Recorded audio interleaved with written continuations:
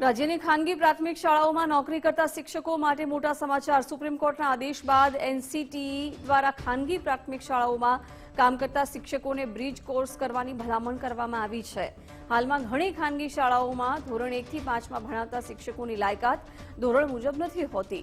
કેટલાક સ્થળોએ પીટીસીની જગ્યાએ બીએ અથવા બીએડ ધરાવતા શિક્ષકો નાના બાળકોને ભણાવે છે। નિયમ મુજબ પ્રાથમિક શિક્ષણ માટે બીએડ જરૂરી છે, કારણ કે તેમાં નાના બાળકોના વિકાસ અને શિક્ષણ પદ્ધતિ વિશે વિસ્તૃત તાલીમ આપવામાં આવે છે। જેઓ આ કોર્સ નથી કર્યો તેમને હવે 2 વર્ષના ફૂલ ટાઈમ કોર્સની જગ્યાએ 6 મહિનાનો બ્રિજ કોર્સ કરવો પડશે। આ કોર્સ એનઆઈઓએસ દ્વારા લેવાશે અને તેનું મોનિટરિંગ એનસીઈટી દ્વારા થશે। આ કોર્સ પૂર્ણ ન કરનાર શિક્ષકોની નિમણૂક અમાન્ય થઈ શકે છે। MA B Ed, MSc B Ed, MCom B Ed આવા શિક્ષકોને પોતાના પ્રાઇમરીમાં સ્વનિર્ભર પ્રાથમિકમાં રાખતા હોય છે। હવે એ જે સ્વનિર્ભરમાં શિક્ષકોને રાખે છે, પણ એ લોકો ઉપલા ક્લાસને ભણાવવા માટેના ટ્રેન થયેલા તાલીમી સ્નાતક હોય છે।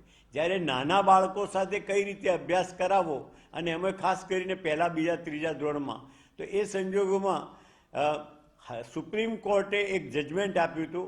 એ જજમેન્ટને ધ્યાને રાખીને નેશનલ ઓપન સ્કૂલે એક અભ્યાસક્રમ તૈયાર કર્યો છે, અને આ 6 મહિનાના અભ્યાસક્રમમાં ઘેર બેઠા શિક્ષક ચાલુ નોકરીએ જેને ડિસ્ટન્સ લર્નિંગમાં એ ભણી શકશે, અને ઓપન સ્કૂલની અંદર બેસી અને એની પરીક્ષા આપશે, અને આ બ્રિજ કોર્સ કરવાથી એની વેલિડિટી, એની લાયકાત યોગ્ય ગણાશે। અને એ રીતે જે 1 થી 5માં ભલે તમે બીએ બીએડ રાખ્યા હોય, પણ એને અનટ્રેન ગણવામાં આવે છે સરકારના નિયમ મુજબ। પણ આ એક કોર્સ કરી લેવાથી એ લોકો તાલીમી સ્નાતક ગણાશે।